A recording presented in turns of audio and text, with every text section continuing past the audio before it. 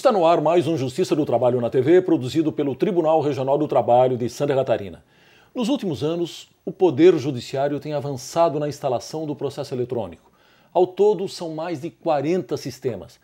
Mas agora, o CNJ, em parceria com o Conselho Superior da Justiça do Trabalho, quer uniformizar o processo sem papel, disponibilizando aos tribunais uma versão única, que poderá ser adaptada de acordo com as necessidades de cada justiça. Estamos falando do processo judicial eletrônico, o PJE, assunto da entrevista de hoje com o desembargador Cláudio Mascarenhas Brandão, do TRT da Bahia. Ele coordena o Comitê Gestor Nacional do PJE para a Justiça do Trabalho. Desembargador Brandão, é uma satisfação tê-lo conosco. Obrigado por ter aceitado o nosso convite. Eu começo perguntando como nasceu o PJE. Eu diria que o PJE é uma experiência bem sucedida de cooperação judiciária. Eu diria que é um caso de sucesso. Ele nasceu de um aprimoramento de um sistema já existente no Tribunal Regional Federal da 5ª Região, Estado de Pernambuco, que tem atuação em vários estados do Nordeste, a partir de uma decisão de evolução de um sistema que já existia, um sistema também de sucesso, chamado CRETA. E o Conselho Nacional de Justiça entendia que era importante existir um sistema nacional de processo judicial eletrônico que pudesse ser utilizado e adaptado pelas diversas esferas do Poder Judiciário brasileiro. Certo. Essa decisão estratégica também era compartilhada pela Justiça do Trabalho, que, por sua vez, também entendia não ser razoável que os seus 25 tribunais possuíssem sistemas de tramitação processual diferentes. Então, os Conselhos Nacional de Justiça e Superior da Justiça do Trabalho entenderam, pela assinatura de um acordo de cooperação técnica, acordo ao qual aderiram também os 24 tribunais regionais do trabalho, no sentido de unir esforços, esses segmentos do judiciário, para que houvesse o aprimoramento daquele sistema já existente, que funcionava embrionariamente em alguns tribunais, especificamente no Tribunal Federal da 5ª Região, como disse há pouco, e que pudesse ser aprimorado para conter as nossas, digamos assim, especificidades. Certo. Isto é, aquilo que é próprio da atuação da Justiça do Trabalho no Brasil. Esse acordo de cooperação técnica resultou, então, em uma atividade de definição dessas especificidades e hoje atuam nesse sistema, desenvolvendo essas especificidades, não só o Tribunal Regional Federal da 5ª Região, mas também tribunais regionais do trabalho que atuam como tribunais parceiros do projeto, sob a coordenação direta do Conselho Superior, presidido pelo ministro João Oreste Dallazen, que, por sua vez, ao assumir a gestão no Conselho do Tribunal Superior do Trabalho, elegeu como prioridade de sua gestão a implementação desse sistema em toda a Justiça do Trabalho no Brasil.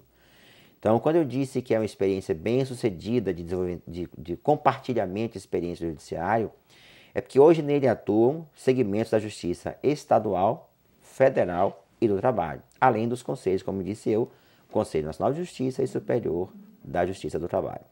Bem, desembargador Brandão, como nós lembramos na abertura, quando surgiu a ideia do lançamento do PJE, havia cerca de 40 sistemas de processo eletrônico no país. Eu gostaria que o senhor nos dissesse quais as características, na avaliação do senhor, que levaram a escolha do PJE para servir de modelo nacional.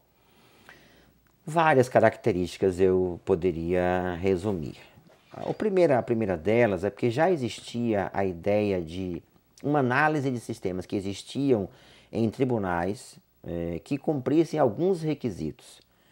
Porque há diversos sistemas, é bom frisar, que são sistemas que não pertencem aos tribunais respectivos. Certo. Ou seja, são sistemas privados que os tribunais contratam serviços junto a empresas privadas que fornecem o serviço aos tribunais.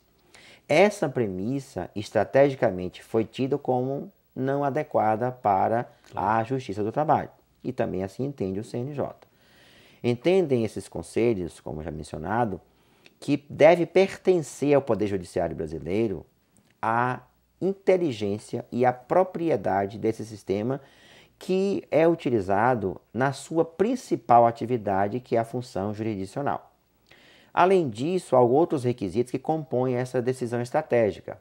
Por exemplo, não usar componentes que sejam privados.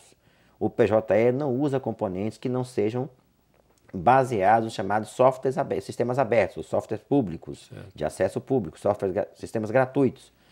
Nós não compramos licenças para utilização no PJE, nós utilizamos plataformas de desenvolvimento que são pertencentes à comunidade que atua no chamado software livre. E isso também foi outra premissa.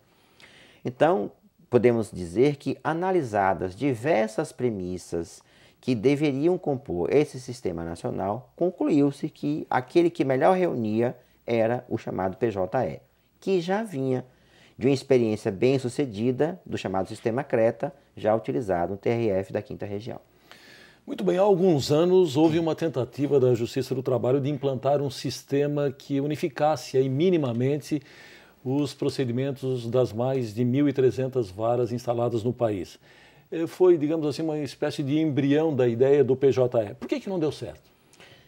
O chamado SUAP, que era o Sistema Unificado de Acompanhamento Processual, que foi essa experiência piloto, ela se baseou na premissa de que não era razoável que os 24 tribunais do trabalho tivessem cada um seu sistema. E naquela ocasião foi contratado o SERPRO como empresa responsável para o desenvolvimento desse sistema. E diversos problemas surgiram no desenvolver desse projeto, entre eles a falta de experiência dessa empresa em desenvolver sistemas de acompanhamento processual, ou seja, não conhecia muito bem o nosso negócio. Consequentemente, o não cumprimento do cronograma acertado com o Conselho Superior e contratado com o Conselho Superior foi uma das principais causas que levaram à dissolução do contrato, à extinção do contrato, à rescisão do contrato feita com o SERPRO, a vida até então com o SERPRO. Mas tudo o que foi investido naquela oportunidade, em mapeamento e processo de trabalho, em construção de requisitos para o processo eletrônico, em funcionalidades que se entendiam necessárias de existir, foi aproveitado no projeto do PJE. Quando foi assinado o Acordo de Cooperação Técnica, toda a documentação até então existente no chamado SUAP, que pertencia ao chamado SUAP, foi repassada para o CNJ e, claro, permaneceu também no Conselho e hoje inteiramente foi aproveitada na utilização do PJE. Então, diríamos que não houve um prejuízo financeiro para os tribunais trabalhistas, que tinham atuação até então nas chamadas regras estratégicas do sistema e nas chamadas regras de requisitos, que foram todas elas aproveitadas no PJE atualmente existente. Claro que algumas regras eram coincidentes e, por sua vez, elas não foram utilizadas. Mas o mapeamento do processo de trabalho, a definição de requisitos e o que já havia elaborado de casos de uso, que são, digamos assim, ferramentas para se fazer um sistema, elas foram aproveitadas. Muito bem, desembargador Brandão, eu preciso chamar o nosso primeiro intervalo, nós voltamos em seguida, é só um minuto.